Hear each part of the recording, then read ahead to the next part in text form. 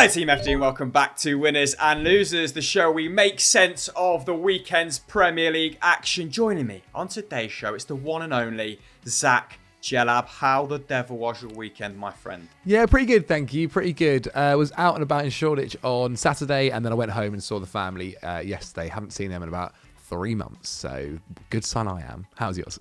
Very wholesome. Yes, I've headache, drank a bottle of red wine last night after an action-packed day of not just Premier League action. I watched Celtic dismantle Livingston and Tony Macaroni as well, which was a mammoth performance. So yeah, I've got a belting headache this morning, but so has Ralf Rangnick, mate. Oi.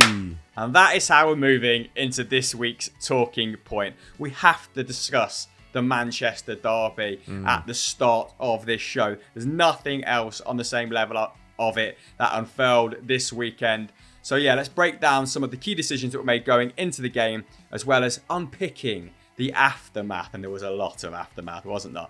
Now, despite Manchester City's dominance of English football under Pep Guardiola, this has actually been, the Manchester derby, a hotly contested fixture in the last few seasons, hasn't it? In the 6 encounters prior to this, Manchester United had actually won 3, deploying a pragmatic counter-attacking style of football under Ole. Although Pep did dismiss that prior to the game, didn't he? He said that, the last few times we've played United, we've been champions, so it hasn't mattered. Burn. However, that was not the case here. United swept aside in demoralising fashion 4-1 at the Etihad, an absolute mauling. But I want to rewind it to pre-games that. Let's discuss some of the players who weren't present. Yeah. Not present in the squad, not present in the ground. Emphasis on ground for Ronaldo, who flew back to Portugal with a hip injury.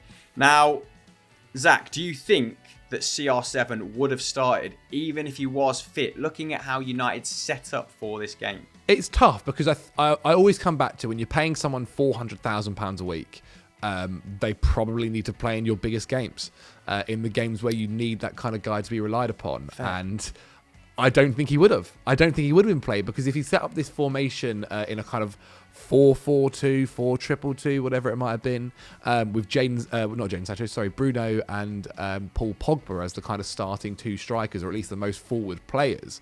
And they were pressing the most. Like the first half, United, I know they obviously conceded and such, but they were pretty good. They weren't too bad, at least as compared to the second half. And their pressing was really good, or at least, again, half decent for the United press that we've come to know. And even Man City players after the game was saying, like, yeah, they were pressing us in the first half. We didn't really have that much space on the ball or time on the ball, and so we had to obviously pass it around them. And I don't know whether they do that if Cristiano Ronaldo's in the squad. Like, Cristiano Ronaldo is many things. He's a goal scorer. He scored a decent amount of goals already for United this season, but he doesn't press, and this is the one thing we always talk about, and the one thing that Ralf is trying to make this United squad do is that. And so would Ronaldo have played? Maybe Ronaldo, if Ronaldo was fit enough, if he was fit, then they don't do that same system. Maybe they do something slightly different. However, I think maybe with the way that they set up, it wouldn't have mattered if Ronaldo was fit or not, whether he even was fit or not. Yeah, given they started in that sort of 4-2-4 formation with Pogba and Bruno leading the press, like you said, it didn't feel like he'd made preparations for Ronaldo to start. And maybe that's why Roy Keane after the game is like, hip injury, give me a break sort of thing. Maybe it's one of those things where, oh, listen, I know I'm not starting, so I'm going to make a bit of a song and dance about it. And if that is the case, then hugely damaging to morale, I guess, because I'm sure some of those City players would have benefited from Ronaldo being in the ground or being on the bench and, championing them on in the fixture. He's got that aura, he's got that presence, he's got that respect from his fellow professionals. Like, a turnout for your side sort of thing is what I'd say, even if he wasn't fit enough to be incorporated into the starting 11. I mean, Gary Neville said prior to the game that he wouldn't be a big miss, which, yeah, weird to hear, given he's their top goal scorer with 15 and 30, 6 more than the next best. But he's probably right in that he wouldn't have been a miss given the way they set up to play. I mean, in the second half, they went for a more conventional 4-2-3-1, didn't they? And that's when it kind of all came crumbling down or crashing down. Marcus Rashford and Jesse Lingard very ineffective off the bench, the former of who we'll speak about in a minute. But Edinson Cavani also ruled himself out for this fixture. And you could tell Rangnick was frustrated with that going into the game. I mean, the 35-year-old only played 600 league minutes going into this game, so maybe his absence a bit more academic, but you get the impression if he was fit, he would have started above Marcus Rashford as well. That makes him 5th choice in United's front line, effectively. Zach, what has happened to the Englishman? And that sort of, how was that cameo against City kind of emblematic of the ways United season is panning out? Yeah, man. I mean, look, even today there's been rumours that he's thinking about his future at United, which is something I would have never thought I'd said about Marcus Rashford. Like, this is a guy that has, for the last 5 or 6 years, since he was 18, 17 years old, he's only 23 now, carried United at times. Like, for a long period of Ole Gunnar Solskjaer's reign at Manchester United, he was the guy that they relied upon and would get them out of situations, would score goals that were crazy. I mean, think about some of the goals he scored during his United career, the way he'll take a man on and use his blistering pace and his quality of a shot. And we've not really seen that from him recently. Like, I don't know whether it was he quite literally had a back injury whilst carrying United on his back a couple of seasons ago. And since then, I think he delayed on whether he would get surgery for it. And then after he did get surgery, we've not quite seen the same. Marcus Rashford, that is. Even midway through last season, we started seeing this kind of drop off. And then for the Euros, he wasn't really playing anyway, and then since this season's began, we've not seen him. And there are times when you watch him and it really is like a sad story, because I remember there are passes he's making which just they're just terrible. They're just awful passes, or the way he won't take on a man, the way he won't play from a lack of suffering from confidence, right? Yeah, exactly. A huge lack of confidence. And partially that is maybe not knowing whether he's going to be starting in this United squad. I mean, as great as it is to see Elanga playing, he must look at that and go, wow, like, Anthony Elanga has come through the academy, like, he's now ahead of me already in this starting squad. And maybe it's that I don't know his relationship as well with Ralf Rangnick. He had a very, very strong relationship with Ole Gunnar Solskjaer.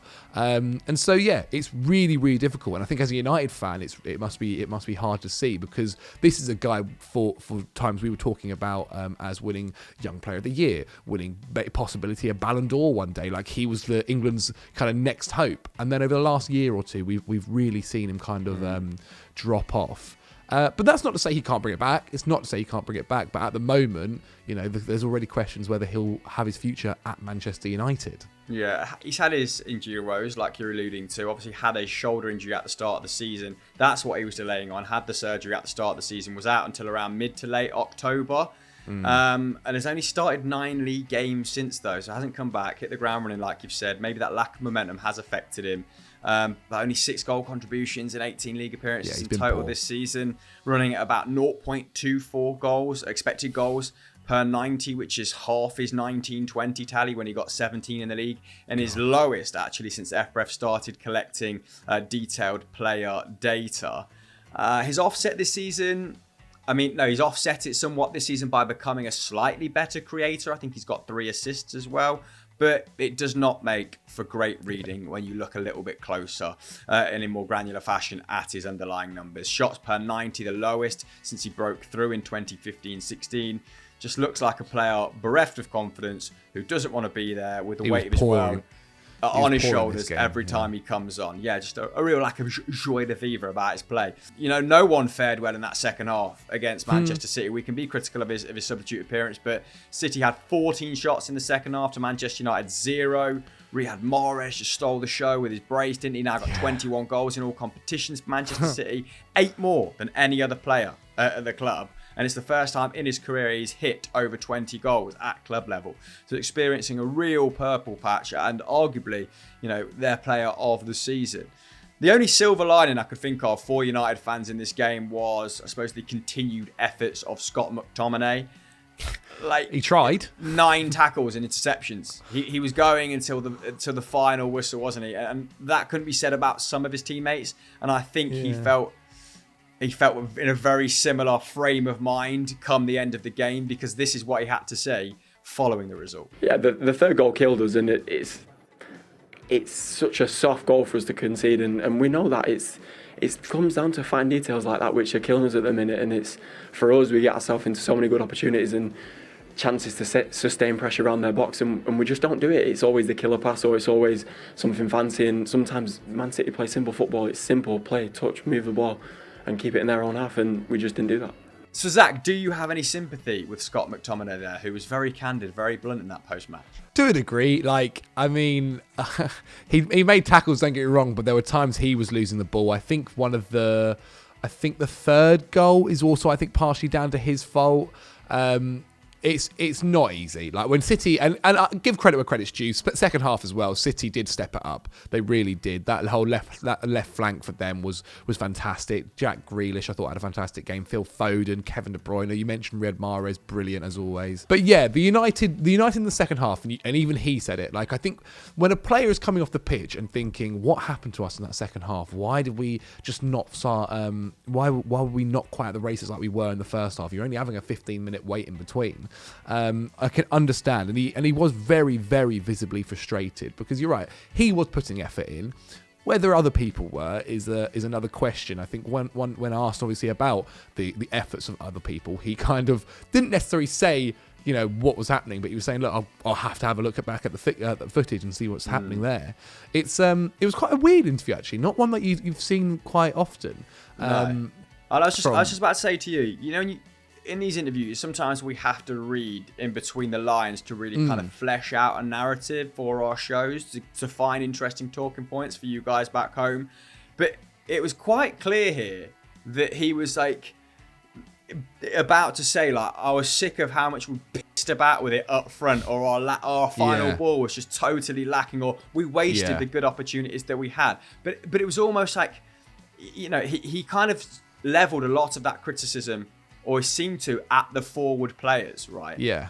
But then, I was going to say, at the same time, like Scott, like, the forward players aren't your strikers. Your forward players there are Bruno Fernandes and Paul Pogba, guys that have never, I don't think, ever seen Paul Pogba play up front, that's for sure. I personally thought when Jadon Sancho had his opportunities, he did well. The goal he scores isn't like an easy goal to finish. Elanga, like, I think is a bit harsh maybe criticising him. He's still very, very young. One of his only Manchester derbies. It just, I think, kind of in that second half in general, like I thought the midfield kind of really, really stepped down. And he was part of that. I think it was Fred, and who's the other guy that I'm missing? But yeah, he was part of that. Though him and Fred, I particularly thought actually had a really, really poor second half. Like, yes, okay, the final ball could have been better, but the guy also playing that final ball at times was you, Scott. Maybe some numbers to kind of illustrate his frustration at their lack of efficiency in the final third would help. And here they are. I mean, only two players registered a key pass at Manchester United. That was Fernandes and Pogba. Pogba obviously got that assist for Sancho. That's as many as John Stones and Rodri combined. Wow. United lost possession 3 more times than City, despite having half the amount of the ball. Again, not something we can really level at just the forward players. That is a team-wide issue, but you can understand why he took sort of umbrage with United in possession. Fernandes, only 3 touches in the opposition's box. Sancho, only 4 touches. Grealish, for example, had 10. Again, that's going to happen when your team has 60% possession. You're going to find yourself in those positions more often than not. But yeah, United didn't have a shot in the second half. And when you're putting up that, you know, sheer volume of defensive actions, like we said, 9 tackles and interceptions, I guess I can sympathise to an extent with him thinking, well, I've done my job as much as one can do it against Manchester City. Can someone please just look like they're going to do something? Just try at least. Front. Yeah. Like, anyway, City were really good, by the way. I think we do have to give a bit of credit as well to them. Like, they were fantastic.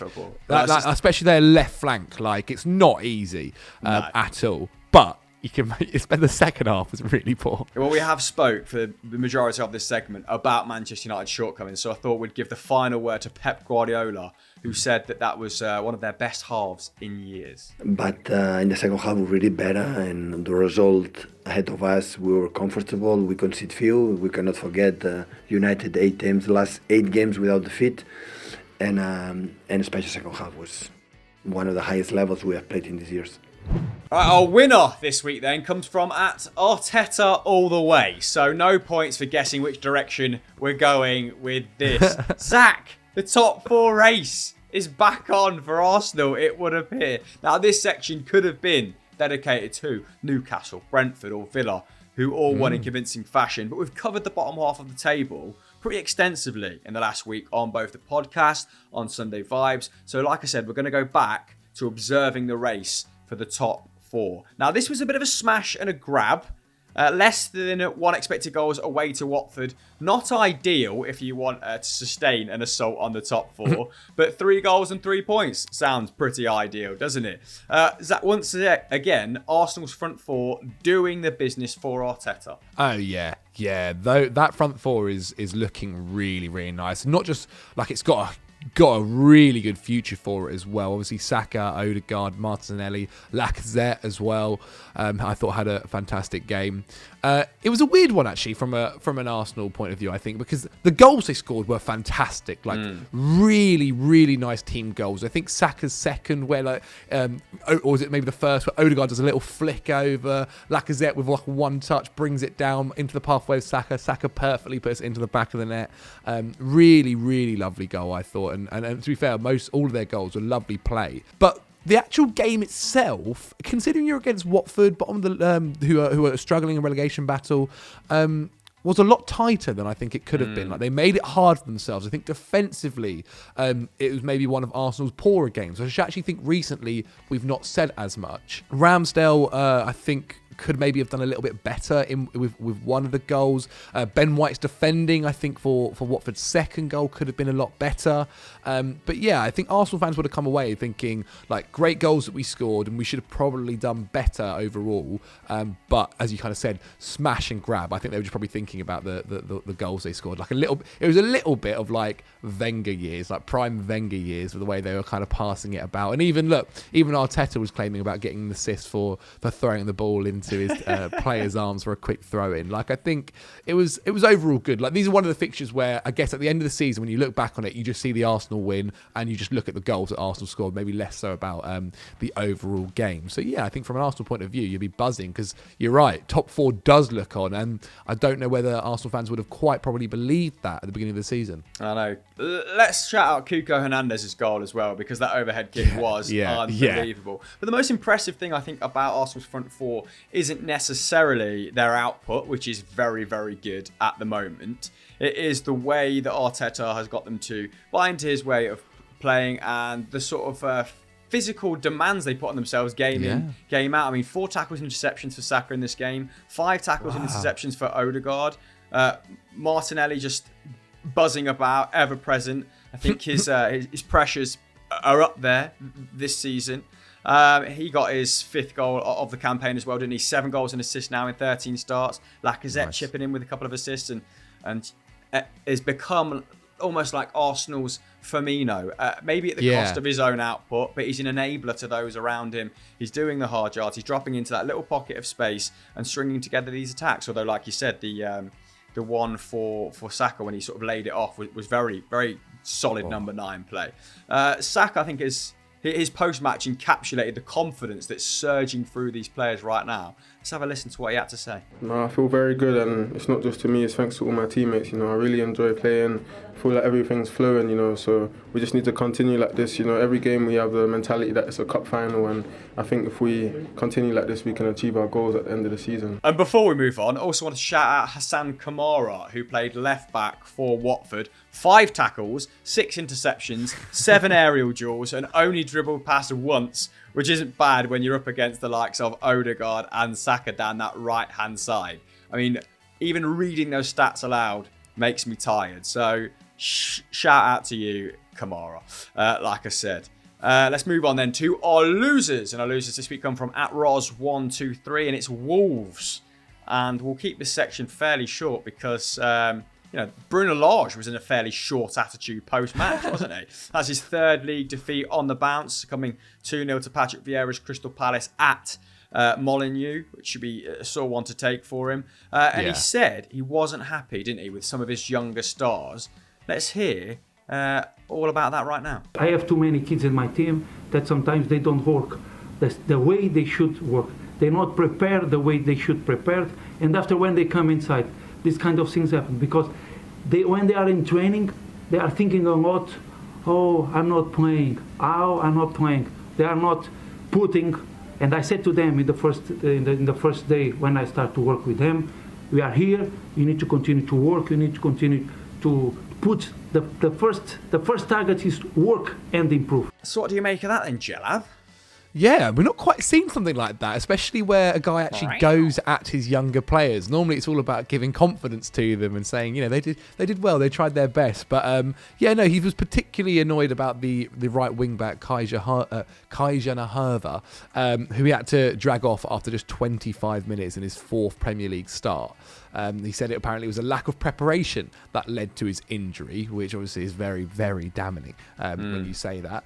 But he's also, in his post-match, he mentions kids. So obviously there was a numerous of them. He also dragged off Kilman and Neto in this game. 20-year-old Aït-Nouri was also on the bench for this game after back-to-back losses. 22-year-old Barcelona Trincao was also benched with no goal contribution in his last 20 appearances for them, in which he started 14 games. And I think particularly the reason he's annoyed as well, this is one of the games that on the fixture list he'd marked down as kind of like maybe a 6-pointer per se between the two teams who are trying to maybe crack that kind of top 8 position. And maybe with the way that Patrick Vieira's team recently have maybe kind of fallen off, he kind of felt like this is maybe one for Wolves' in Wolves' favour, obviously, as well. Especially as well when you consider that it was at their home at the Molineux. So I can understand his frustration. I also do back him to fix it. Like, one thing, if there's my biggest surprise manager probably so far this season is Bruno Lage and how good he is at it. So yeah, I think it's probably one at the moment just to